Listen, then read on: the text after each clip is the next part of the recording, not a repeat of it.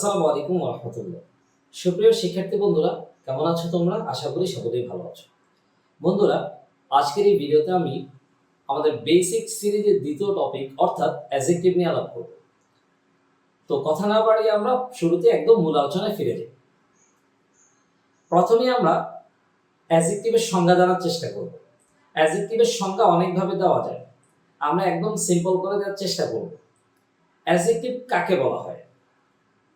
কোনো শব্দ দিয়ে যদি দোষ, গুণ, অবস্থা, সংখ্যা, পরিমাণ ইত্যাদি বোঝানো হয় তাকেই অ্যাডজেক্টিভ বলা হয়। যেমনটা আমরা স্ক্রিনে দেখতে পাই, যে সকল শব্দ দ্বারা কোনো নাউন বা প্রোনাউনের দোষ, গুণ, সংখ্যা, পরিমাণ, অবস্থা ইত্যাদি প্রকাশ করা হয় তাকেই অ্যাডজেক্টিভ বলা হয়। এখন এই সংখ্যা, দোষ, গুণ, অবস্থা এগুলো আমরা কিভাবে বুঝবো? এগুলো বুঝতে হলে অবশ্যই আমাদের শব্দের অর্থ সম্পর্কে জানতে হবে। শব্দটা যদি আমাদের পূর্ব পরিচিত না হয় তাহলে এই সংজ্ঞা দ্বারা অ্যাডজেক্টিভ ডিরেক্টলি চেনা একটু টাফ। তো এটা আমরা একটু উদাহরণের মাধ্যমে বোঝার চেষ্টা করি। He is the first boy in our class. এইখানে আমরা দেখতে পাই যে এই যে ফার্স্ট শব্দটা আমরা ইতিপূর্বেই চিনি। ফার্স্ট মানে হচ্ছে প্রথম। তাহলে এখানে দেখো এই যে ফার্স্ট শব্দটা যেহেতু একটা সংখ্যা বোঝায় তাই এটি অ্যাডজেক্টিভ। অ্যাডজেক্টিভের আলোচনা করার মাঝেই আমরা আরেকটা কথা মনে রাখবো, অ্যাডজেক্টিভ কখনোই কিন্তু বাক্যে একা একা বসে না। অ্যাডজেক্টিভ বাক্যে যেখানেই বসবে তার পূর্বে অথবা পরে নাউন অথবা প্রোনাউন থাকবে।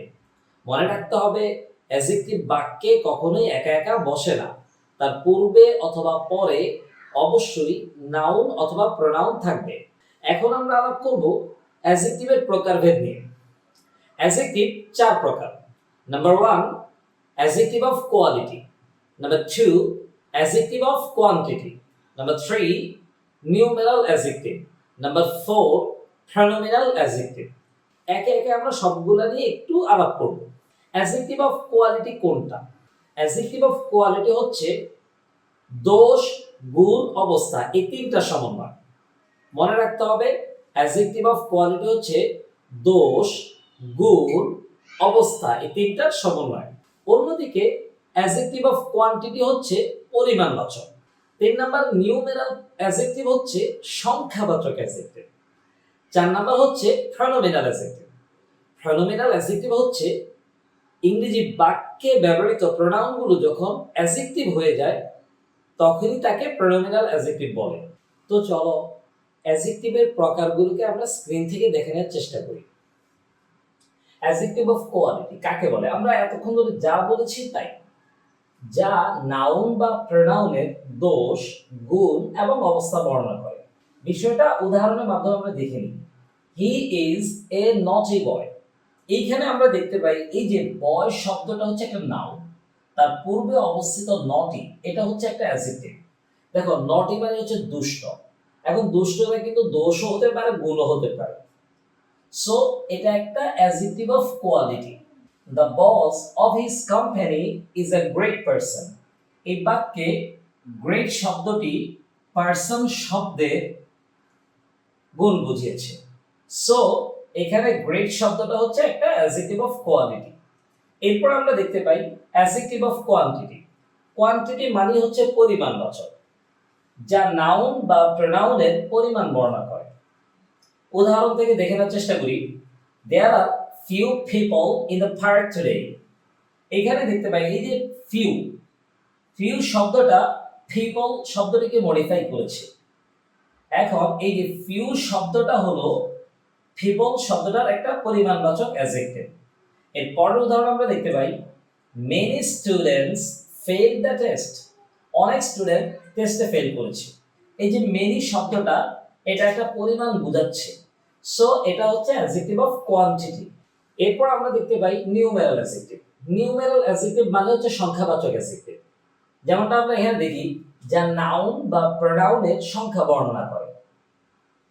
4 books on the general sciences are very tough. So এই যে দেখো 4 শব্দটা এখানে বুকস শব্দটিকে মডিফাই করেছে।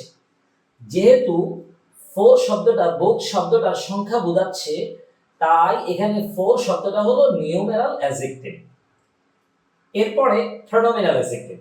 আমরা একটু আগে বলেছি ইংরেজি বাক্যে যে সকল প্রোনাউন অ্যাডজেক্টিভ আকারে কাজ করে তাকে প্রনোমিনাল অ্যাডজেক্টিভ বলে।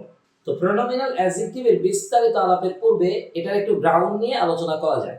ইংরেজি বাক্যে যে সকল প্রোনাউন রয়েছে সেগুলো কখনো কখনো অ্যাডজেক্টিভ হিসেবে কাজ করতে পারে।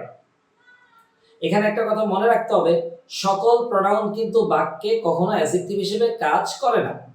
অল্প কিছু প্রোনাউন আছে যেগুলো বাক্যে কখনো কখনো অ্যাডজেক্টিভ হতে পারে। যখন প্রোনাউনগুলো বাক্যে অ্যাডজেক্টিভ হিসেবে কাজ করবে তখন ওই সকল প্রোনাউনকে প্রনোমিনাল অ্যাডজেক্টিভ বলবে। এখন প্রশ্ন হতে পারে, আমরা কিভাবে বুঝবো কোন প্রোনাউনগুলো বাক্যে অ্যাডজেক্টিভ হিসেবে কাজ করেছে? এটাও খুব সিম্পল। খুব সিম্পলি আমরা এই বিষয়টা ক্লিয়ার করার চেষ্টা করব। এটাই আমরা স্ক্রিন থেকে দেখি। যে প্রোনাউন বাক্যে অ্যাডজেক্টিভ হিসেবে কাজ করে তাকেই প্রনোমিনাল অ্যাডজেক্টিভ বলে। এখন এটা আমরা কিভাবে চিনব? এই যে এখানে আমরা সেই সূত্রটা লিখে রেখেছি।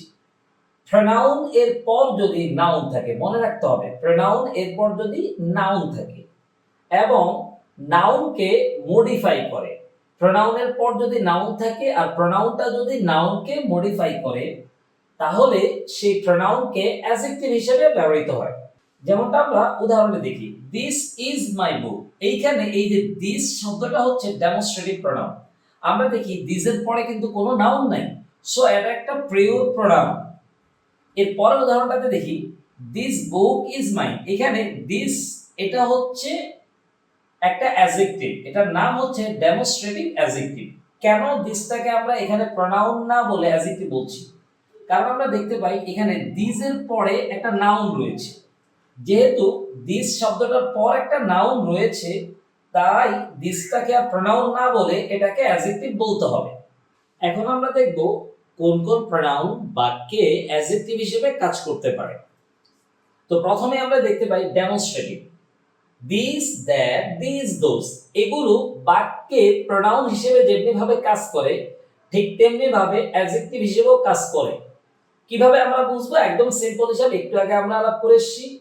প্রোনাউনের পর যদি নাউন থাকে, অর্থাৎ এই যে দিস, দ্যাট, দিস, দোজ এগুলোর পর যদি কোনো নাউন থাকে তখন এই শব্দগুলোকে আমরা প্রোনাউন না বলে তখন এগুলাকে আমরা অ্যাডজেক্টিভ বলবো। সিমিলার ভাবে ডিস্ট্রিবিউটিভ যে প্রোনাউনগুলো রয়েছে, অর্থাৎ each, every, either, neither, none, both, any and one এই শব্দগুলোর পর যদি কখনো নাউন থাকে তখন আর এই শব্দগুলোকে প্রোনাউন না বলে আমরা অ্যাডজেক্টিভ হিসেবে আলোচনা করব। এরপরে ইন্ট্রোগেটিভ। ইন্ট্রোগেটিভের সকল শব্দ অ্যাডজেক্টিভ হতে পারে না। দুইটা ওয়ার্ড বাক্যে কখনো কখনো অ্যাডজেক্টিভ হতে পারে, হুইচ আর হুজ। চেনার উপায় একদম ইজি। এগুলোর পর যদি কোনো নাউন থাকে তখন এগুলোকে আমরা অ্যাডজেক্টিভ বলে দেব। তারপর হচ্ছে পসেসিভ। এই যে পসেসিভের যে ওয়ার্ডগুলা my, our, your, his, her, their, its, one's এই শব্দগুলো সর্বদাই বাক্যে অ্যাডজেক্টিভ হিসেবে কাজ করে। মনে রাখতে হবে পসেসিভ ওয়ার্ডগুলা কখনোই বাক্যে প্রোনাউন হিসেবে কাজ করে না। এগুলোর পরে সর্বদাই যেহেতু একটা নাউন থাকে তাই এগুলোকে আমরা অ্যাডজেক্টিভ হিসেবে আখ্যায়িত করব। এরপর আমরা দেখতে পাই রিলেটিভ। রিলেটিভ প্রোনাউনগুলো সবগুলো অ্যাডজেক্টিভ হতে পারে না, বরং শুধু হুজ শব্দটাই বাক্যে অ্যাডজেক্টিভ হিসেবে কাজ করতে পারে। তো এতক্ষণে আলোচনার দ্বারা আমরা যেটা বুঝতে পারলাম, ইংরেজি বাক্যে ব্যবহৃত সকল প্রোনাউনই অ্যাডজেক্টিভ হয় না, বরং যে সকল প্রোনাউনের পরে নাউন থাকে আর প্রোনাউন যদি ওই নাউনটাকে মডিফাই করে তাকেই বরং অ্যাডজেক্টিভ বলা হয়। আর এই ধরনের অ্যাডজেক্টিভকে প্রনোমিনাল অ্যাডজেক্টিভ বলে। আরেকটা পয়েন্ট একটু মনে রাখতে হবে, প্রনোমিনাল অ্যাডজেক্টিভ গুলো কিন্তু সিরিয়ালে মুখস্থ করার কোনো দরকার নেই, বরং ওই যে মনে রাখতে হবে প্রোনাউনের পরে নাউন থাকলেই হবে। ভিডিওর এই পর্যায়ে এসে আমরা অ্যাডজেক্টিভ কিভাবে চিনব সেই বিষয়টা নিয়ে আলাপ করব। অ্যাডজেক্টিভ চেনার একাধিক উপায় রয়েছে। তন্মধ্যে প্রথমটি হলো অর্থের মাধ্যমে আমরা অ্যাডজেক্টিভ চিনব। অর্থের মাধ্যমে অ্যাডজেক্টিভ চিনব এই বিষয়টাকে আমরা সংজ্ঞার সাথে আলাপ করেছিলাম। কোন শব্দ দিয়ে যদি দোষ, গুণ, অবস্থা, সংখ্যা, পরিমাণ এগুলো বোঝানো হয় তাহলে সেটাকে আমরা অ্যাডজেক্টিভ বলে দেব। সো যখন আমরা অর্থ জানবো তখন এই বিষয়টা নিয়ে খুব বেশি একটা আমাদের প্যারা নিতে হবে না। 2 নাম্বার হচ্ছে শব্দের শেষে সংযুক্ত সাফিক্সের মাধ্যমে অ্যাডজেক্টিভ চেনা। মনে রাখতে হবে অ্যাডজেক্টিভ চেনার সবচেয়ে বড় উপায় হচ্ছে সাফিক্সের মাধ্যমে অ্যাডজেক্টিভ চেনা। সাফিক্সের মাধ্যমে আমরা কিভাবে অ্যাডজেক্টিভ চিনব? যে সকল সাফিক্স শুধু অ্যাডজেক্টিভের সাথে ব্যবহৃত হয় সে সকল সাফিক্সকে বারবার পড়ে নিতে হবে, যাতে করে ইংরেজি বাক্যে কোনো শব্দে যদি এই সাফিক্সগুলো আমরা ব্যবহৃত হতে দেখি তাহলে আমরা মোটামুটি ধরে নিতে পারি সেই শব্দগুলো হচ্ছে অ্যাডজেক্টিভ। তো এখানে কয়েকটা সাফিক্স লেখা আছে, যেমন বিএলই, এই যে সাফিক্সটা রয়েছে এটা যদি কোনো শব্দের শেষে পাওয়া যায় সেটাকে আমরা অ্যাডজেক্টিভ বলবো, যেমন ফেভারেবল। এরপর যদি কোনো শব্দের শেষে ফুল ফুল থাকে তাহলেও সেটাকে আমরা অ্যাডজেক্টিভ বলবো, যেমন পাওয়ারফুল। এইভাবে সিরিয়ালে ইংরেজি বাক্যে ব্যবহৃত সাফিক্সগুলো ক্লিয়ার করে নিতে হবে। অ্যাডজেক্টিভ চেনার 3 নাম্বার উপায় হলো নাউনকে প্রশ্ন করার মাধ্যমে অ্যাডজেক্টিভ বের করা। অর্থাৎ ইংরেজি বাক্যে যেখানে নাউন থাকবে আমরা তাকে কেমন দিয়ে প্রশ্ন করব।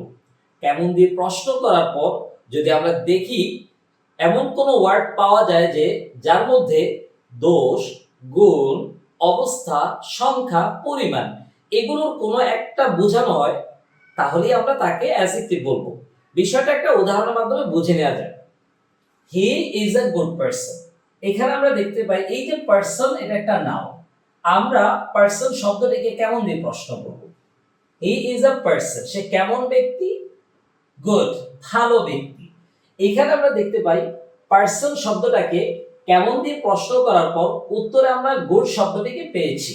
সো এখানে গুড শব্দটা হলো অ্যাডজেক্টিভ। বেশিরভাগ জায়গায় নাউনকে কেমন দিয়ে প্রশ্ন করলে অ্যাডজেক্টিভ পাওয়া যাবে। 4 নম্বরে আমরা দেখতে পাই preposition, article, adjective, possessive adjective এগুলোর মাধ্যমে আমরা অ্যাডজেক্টিভ চিনব। এগুলোর মাধ্যমে আমরা নাউন কিভাবে চিনতে হয় এটা ইতিপূর্বে আলাপ করেছি। যদি বিষয়টি ভালোভাবে বুঝে না থাকে তোমরা নাউনের ভিডিওটি দেখে নিবে। তো চলো বিষয়টা একটু এক্সপ্লেইন করার চেষ্টা করি। ইংরেজি বাক্যে কোথাও যদি আমরা দেখি প্রেপোজিশন রয়েছে অথবা আর্টিকেল রয়েছে অথবা অ্যাডজেক্টিভ রয়েছে অথবা পসেসিভ অ্যাডজেক্টিভ রয়েছে, তখন আমরা দেখব এগুলোর পরে দুইটি ওয়ার্ড আছে কিনা। যদি দেখি আমরা এগুলোর পরে দুইটি ওয়ার্ড আছে তাহলে আমরা যেটা করব দুইটা ওয়ার্ডের মধ্যে মাঝখানেরটাকে আমরা অ্যাডজেক্টিভ বলে দেব। বিষয়টা উদাহরণের মাধ্যমে বুঝে নেওয়া যায়। You are fully aware of the events that are going on and understand their import. এই বাক্যে আমরা দেখতে পাই এই যে of হচ্ছে একটা প্রেপোজিশন, of এর পরে আমরা দেখি that এর পূর্ব পর্যন্ত দুইটা ওয়ার্ড রয়েছে the আর ইভেন্টস। এখন আমরা জানি প্রেপোজিশনের পরে যদি দুইটা ওয়ার্ড থাকে তাহলে মাঝখানে যে ওয়ার্ডটা থাকবে সেটাকে আমরা অ্যাডজেক্টিভ বলবো। সো এখানে মাঝখানের ওয়ার্ডটি হচ্ছে the, তাই the হলো একটা অ্যাডজেক্টিভ। এখন তোমাদের প্রশ্ন হতে পারে দা তো একটা আর্টিকেল, তাহলে দা কিভাবে অ্যাডজেক্টিভ হয়? এই বিষয়টা একটু পরে আসছে, একটু ওয়েট করো। এর পরের উদাহরণ আমরা দেখতে পাই since the successful launch of the spacecraft Vostok 5 on 14 June 1963 Tereskova began preparing for her own flight. এখানে আমরা দেখতে পাই এই যে দা হচ্ছে আর্টিকেল, দা এর পর আমরা দেখতে পাই দুইটা ওয়ার্ড আছে, শেষের ওয়ার্ডটা হচ্ছে লঞ্চ, সো এটা হচ্ছে নাউন। এই যে মাঝখানের ওয়ার্ডটা এটা হচ্ছে একটা অ্যাডজেক্টিভ সাকসেসফুল। এছাড়াও আমরা একটু আগে পড়ে এসেছি কোনো শব্দের শেষে যদি ফুল থাকে তাহলে সেটাকে আমরা অ্যাডজেক্টিভ বলবো। পরের উদাহরণে আমরা দেখতে পাই the old rusty abandoned house stood at the end of the street. এইখানে দা হচ্ছে আর্টিকেল, এই যে হাউস হচ্ছে নাউন, এর মাঝখানে যে ওয়ার্ডগুলো রয়েছে সেগুলো হচ্ছে অ্যাডজেক্টিভ। মনে রাখতে হবে ইংরেজি বাক্যে একই সাথে একাধিক অ্যাডজেক্টিভ বসতে পারে এবং এটা খুব বেশি একটা অ্যাবনর্মাল না, সো ভয় পাওয়ার কিছুই নেই।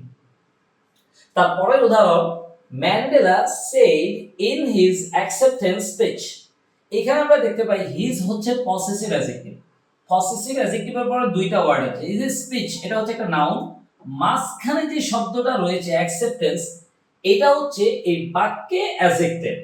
অ্যাজেক্টিভ চেনার শেষ যে উপায়টি রয়েছে সেটা হলো ইংরেজি বাক্যে যখন আমরা দেখব আর্টিকেলগুলো রয়েছে সাধারণত সেগুলোকে আমরা অ্যাজেক্টিভ বলবো।